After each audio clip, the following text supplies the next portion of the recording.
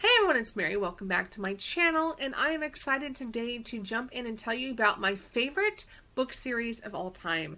And I apologize again because, Chromebook, and I hope the audio quality is not that low. I listened to a couple of videos again the other day, and I think the audio is slightly low on these, so I apologize. I don't know how to fix that because I'm not all that techie.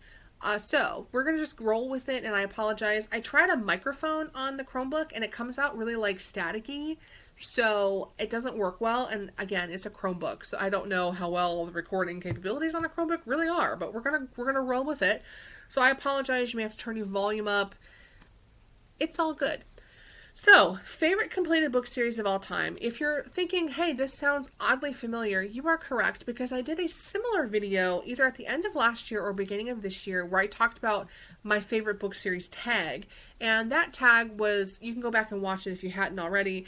It is a recreation of a tag that I did way back in 2012 when I talked about Christine Feehan's Dark series. So I literally just recreated the tag, just updated with the current list of her series. And honestly, Christine Feehan's Dark series is not my favorite series of all time anymore. This is the one I'm going to tell you guys about today. So this series I don't ever hear talked about here on BookTube, and I think it's for two reasons. One, because it's an older series. The series was written between 2013 and 2016 or 2017. And also, secondly, I think that Dannika Dark is an indie published or self-published author, however you want to refer to her, so maybe it's just not known as well. It could also be that you guys did talk about this series on BookTube, but it was, back in 2013, 2014, 2015-ish range. So maybe it's just I haven't seen it recently because it's an older series. Don't know.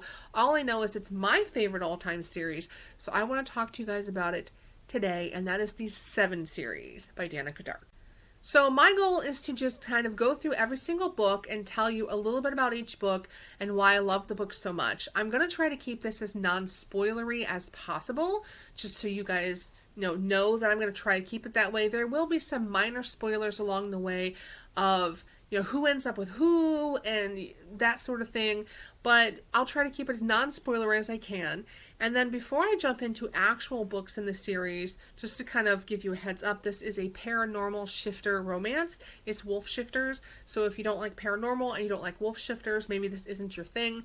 But I really love this book, and even though it has a lot of the shifter lore and shifter storyline to it, it's also very contemporary in a lot of ways. So I'll explain it to you, but it's a great series and I really think you will enjoy it. The first book in the series is called 7 Years. This is actually my all-time favorite book. This is one that I go back and read a few times a year because it's just my favorite story, not only of the series, but it's one of my favorite books of all time. And in this story, you have Lexi Knight and you have Austin Cole, who is the romantic interest. So it's called 7 Years because 7 years prior to the story, Lexi lost her older brother Wes in an accident, and Austin Cole was her brother's best friend. So this is sort of a brother's best friend trope as well. In the story, you have Austin, who was very much a part of the Knight family in all the ways you can think of. He was her brother's best friend. He was there almost every day, every night he ate dinner with the family. He was really with the Knight family more than he was with his own family. So it was kind of like having another brother or another member of the family. But as you can imagine, Lexi had a crush on her brother's best friend when she was younger, and she considered him to be her best friend too. And so they were just very, very, very close. So on the night that her brother Wes passed away in his accident, Austin leaves town, and he is gone for, again, 7 years. He never calls, he never follows up, he never explains it to the family. He literally just takes off, and they never hear from him again, which not only deeply hurts Lexi because she loved him and had this big crush on him, but it really hurt Lexi's mom as well because she considered Austin to be like another son to her. So it really hurt the family a lot. And in this book, you have, on the 7th anniversary of Wes's passing, Lexi gets drunk on the grave of her brother, and she goes as a tradition every year out to his grave and has a drink with him on the grave. And in this particular day, she gets drunk, and she gets rescued by none other than Austin Cole, who comes waltzing back into her life.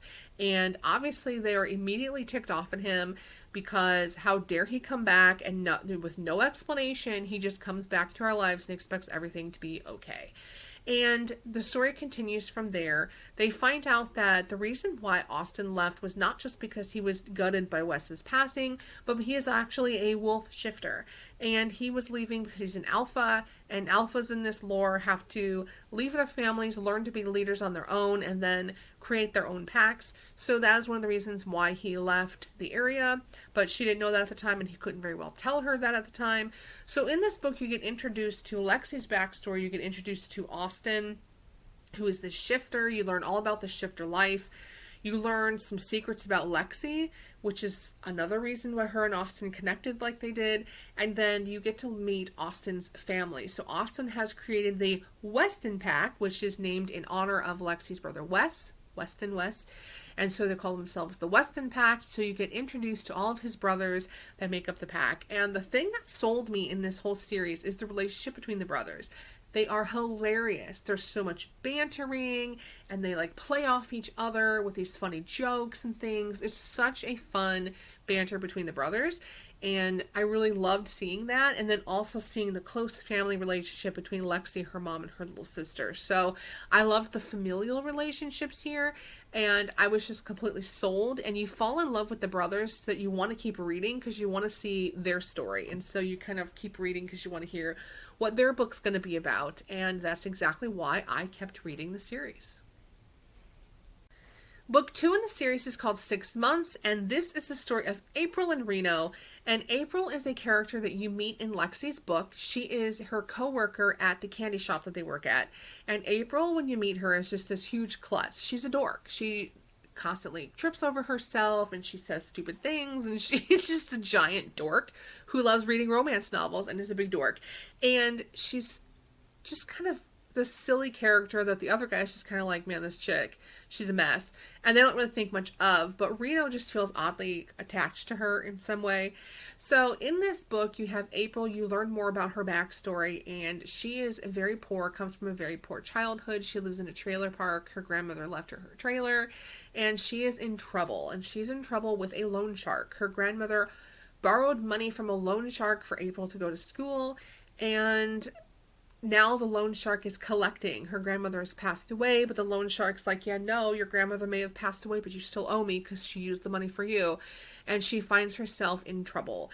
And while she's in trouble, she gets connected with Reno because Reno is known as being this like private investigator guy. And so he tries to protect her and kind of solve this problem for her. And in the midst of all this, the two of them fall in love. And what I loved about this particular book was that you see that there's more to April than you think there is to April, but also there's this dynamic of she's a human, so it's a little bit like a forbidden romance in a way, because she's a human and he's not. He's going to live to be several hundreds of years old. She's not, and she at one point in the book is like, I'm going to be a gray-haired old lady, and you're going to be you. And will this relationship work when I'm a gray-haired old lady? And so they really have to come to terms with the age differences, with the fact that she's vulnerable because she's a human, she can die and get hurt easily, and he will not because he's a shifter and has these shifter abilities. So it's a little bit of like a forbidden romance and opposites attract kind of thing, which I really, really loved, and I think it's just a sweet story. And I really liked April's character. She reminded me a little bit of myself, which I think is why I liked her so much. Book 3 is called 5 Weeks, and this is the rock star romance you didn't know you needed until you read this book.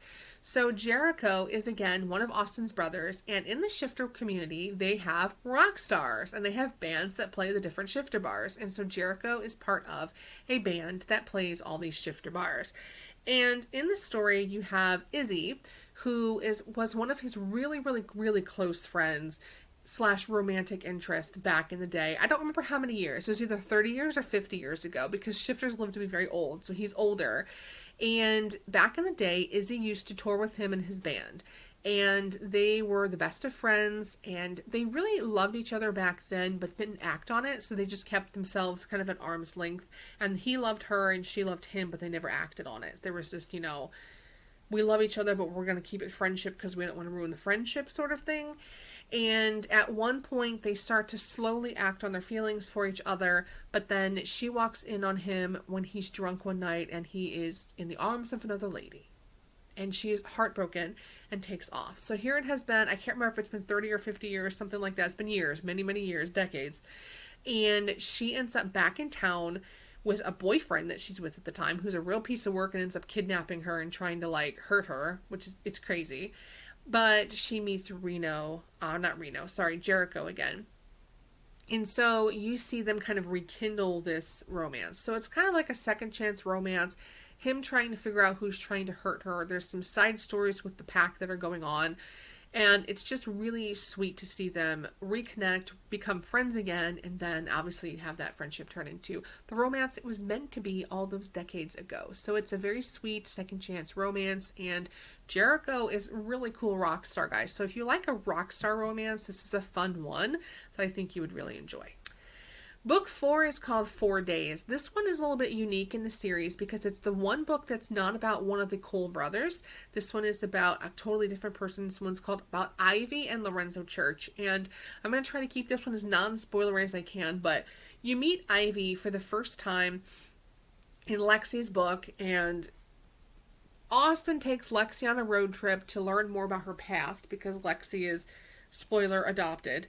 And so he's trying to find out, like, where she comes from and who her parents are, and in doing so he meets this crazy pack leader from up north. I can't think it's one of the Dakotas he's from, and he is literally trying to give his daughter away. He says, my daughter is a slut and harlot and I don't want her in my pack and I'm just gonna give her to whoever. And she's a really young girl. She's like young girl at the time. Like, I think she's like 16 or 17 or something like that. And so Austin's like, this guy's nuts. He's trying to give his child away to somebody else. So he decides to take her into his pack. And so Ivy spends those next few books with the pack growing up. This one is about her meeting Lorenzo. Lorenzo is a rival pack leader who is near the Weston pack. He has a much bigger pack, a much more well-established pack, and him and Austin are not enemies, but they don't get along, right? Like, he's trying to protect his territory, Austin's trying to protect his territory. They tolerate each other, but they're not friends. They don't really care about each other all that much. They just, like, you stay on your side of the line, and I'll stay on my side of the line, and we don't need to be friends. So one day, Ivy is out running in her wolf form, and she is injured, and she is brought back to Lorenzo's pack, and he nurses her to health. So prior to this, you see the two of them meet in different social situations, and each time they do, like, Lorenzo is like, thinks she's the most beautiful girl he's ever seen, and she's flirting with him, and so, like, you know it's coming, because she kind of hints at this relationship in a few books, but this is the book where that relationship actually becomes a relationship. I really loved learning more about Ivy's backstory, because there's this kind of overarching thing where, like, her dad refers to her as being like a loose lady, if you get my drift, but when you meet her in the books, you're like, she's so sweet and, like, timid. I don't see how that's possible. So you learn more about her backstory and why her father is the way he is. And FYI, it does have to do trigger warnings with sexual assault, so just keep that in mind. In this book, there's a trigger warning for that, which is why she left her father's pack. And then there's also a really cool element of Native American folklore and Native American culture in this book, because Ivy's mother is Native American and Lorenzo is Native American. So you see a little bit of that culture kind of weaved into the story as well. So it's kind of a unique book, because it's the one book that includes Native American culture, and it's the one book that includes someone who's not a Cole brother as the main character of the book. But I really love this, and it's a great addition to the series.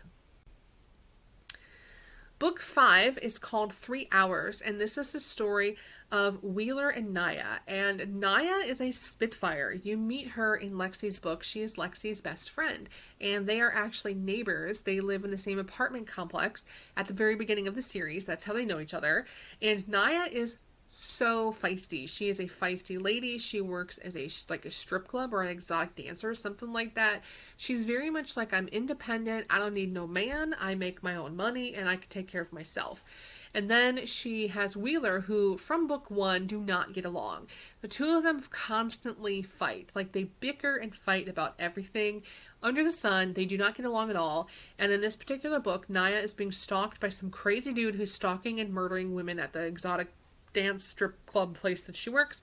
And so Austen, in order to protect her, because she's obviously Lexi's best friend, decides to make Wheeler her bodyguard. And so it's really funny. It's in like an enemies to lovers type trope where they can't stand each other, but as they get to know each other, they fall in love. And I really love seeing the author peel off these layers, because you go into the book with like Naya, who's a little bit bitchy, and Wheeler, who's really standoffish and closed off. He has like no emotional reaction to pretty much anything in the entire series, and you see the layers get peeled off and why they are the way they are, but also seeing them open up to each other. So it's a really, really well done story. You find out some secrets about the pack that you don't know about until this book, which just are like mind-blowing, and I really loved the entire book. So it's a great addition, and I liked reading this story so much. Now, book 6. Book 6 is the book that we were all waiting for. This is the one that was hinted at for the entire series, and this is going to be a little bit of a bigger spoiler for you guys. So just keep in mind, this is a big spoiler, and I can't help but spoil because it's the way it is. So book number 6 is called 2 Minutes, and this is the story of Maisie and Denver. So Maisie is Lexi's little sister that you meet in the very first book in the series. And Maisie, in shifter culture, if you have a child that doesn't have a parent or a child that doesn't have a father, it is customary for one wolf shifter to be assigned as their watchdog. And the watchdog basically takes the role of being their protector. So Denver gets assigned as being Maisie's watchdog. And his job is to protect her, to play with her, to make sure that she's safe, to make sure she's happy. Like, his whole goal in life is to protect her. And throughout all the books, you see Maisie, as she gets older, develop this cute little crush on him. So the last book, she's like 13, and she's like, but I love Denny, and I'm his best friend. And they're like, honey, you're 13. So nothing ever comes of it. It's just this cute little girl crush, and it's so sweet. Well, then this book actually involves a time jump. Obviously, they would have to do a time jump in order for Maisie to grow up enough to be old enough to be with Denver. And in this particular story, her mother sends her away to a boarding school overseas because she wants to get her away from the shifters. Maisie is a human, and her mother is worried that by being raised with shifters, she's going to be so used to shifter culture and shifter lifestyle that she forgets what it's like to be a human. So she sends her off to human boarding school. So she is gone from like the ages of like 15, 16, all the way up, and she actually goes to college and everything over there. So she's like, I think 19 or 20, something like that. It's been a while since I've read this book, but she's like 19 or 20, and she decides to come back home because she's really homesick and she misses her family. And there's this really cute opening scene where she can't find her key or whatever, so she knocks on the door, and Denver opens the door, and he's like, ooh, who's this hot chick whose date is this? Who's this hot chick at the door? And then after a few minutes, he realizes that the hot chick at the door is Maisie. So obviously he realizes she's grown up. He's no longer her watchdog because she's past the age where she needs a watchdog. And so you've seen it turn in from this like big brother, protector, watchdog relationship to actually turning into like I actually have feelings for this person and she's a grown up, that sort of thing. So really, really sweet story. This was the book we were all waiting for because they hinted at this like little crush that she had on him for a while. And so we were all kind of like, I wonder if they will end up together someday. So when she announced this book on her Facebook page, I think we all like lost it because we were so hoping that that would be the case. And it was so cute, and really love this book. Again, we were all waiting for this book, and Dannika did not disappoint. And then the very last book in the series is called, well, actually not the very last, it's the last full book in the series. It's called 1 Second. This one goes back to Lexi and Austen. And what's so great about this book is it's one of the best series wrap-ups that I've ever read. A lot of series will wrap up and they'll leave a few loose ends, or it won't answer all the questions you have about things. But at the end of this book, everything is so nicely wrapped up that honestly, if you read the last page and you close the book, the whole series is 100% complete. And I love that. She really wraps up all of the, this big pack war that's been brimming for 7 or 8 books, 7 books, 6, whatever. All the books, this pack war that's been kind of brimming finally comes to a head. All these people that have been like secretly trying to start stuff with different packs all comes to a head. Relationships finally come out to where they need to be. You see everybody mated and happily together with their person, and it's just so nicely wrapped up. But what was really cool about Dannika is that she didn't just leave us there. The very, very last book in the entire series is actually a novella. And she released this, I remember, prior to Christmas one year, and she said it was her Christmas gift to all of her fans, and it's called Winter Moon. And Winter Moon is just this cute little novella that looks at the pack in the future. So this is the pack several years in the future. The children are all grown pretty much. Some of the younger children in the book at the time are now like a little bit older, and it's this really cute snapshot of the family at Christmas. There's a snowstorm, they all get stormed in or snowed in, and there's this cute little story where one of the children goes missing, so they go and look for the child. And it's this little budding romance between one of the children of the pack and one of the children of Lorenzo Church's pack. And it's really, really cute. And although it's the beginnings of the relationship, it's not really fully fleshed out in this book. So I think at the time we were all kind of secretly hoping that she would do a spin-off series about the children, but so far that has not been the case, and maybe it never will be. But it's out there. It's an opportunity. So any of the fat fan fiction writers can go run with it. I'm not one. But it's really sweet, really cute, and just a cute little sweet present looking at the pack as they are today. So I really loved it, and I'm so glad that she included it. So that is the 7 series by Dannika Dark, and I really, really hope that you guys check it out if you haven't already. If you have read the series, leave me a comment below to let me know what you think of it.